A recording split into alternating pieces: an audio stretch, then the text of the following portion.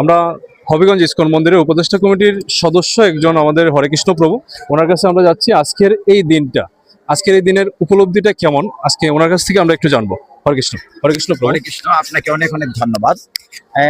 আন্তর্জাতিক কৃষ্ণ ভবনামৃত সংঘ ইসকন শ্রী শ্রী নরসিংহ যে মন্দিরে আপনারা দেখছেন হাজারো প্রদীপ জ্বালানো হয়েছে, যাকে আপনারা বলে থাকেন দীপাবলি। মূলত শব্দটির ভিতরে দুটি শব্দ আছে, দীপ যোগ আবলি, অর্থাৎ a lot of lamps in a line. আবলি মানে সারিবদ্ধভাবে। ত্রেতা যুগে ভগবান রামচন্দ্র যখন সীতামাকে উদ্ধার করে লঙ্কা থেকে অযোধ্যায় এসেছিলেন, প্রায় 20 দিন পরে, তারও 2 দিন পূর্বে হনুমান এসে জানিয়েছিল ভগবান রামচন্দ্র আসছেন। সমস্ত অযোধ্যাবাসী রামচন্দ্রকে সুস্বাগতম জানার জন্য সমস্ত অযোধ্যা নগরে সারিবদ্ধভাবে প্রদীপ প্রজ্বলন করেছিল। এই জন্য কথাটা হচ্ছে দীপ আবলি।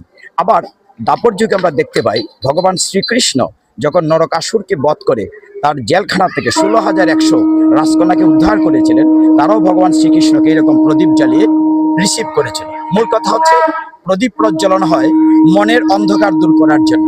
আমরা যে সমস্ত অজ্ঞানতাকে দূর করে আলোয় আলোকিত হই, আমরা যেন অজ্ঞানতা বাদ দিয়ে জ্ঞানে আলোকিত হই।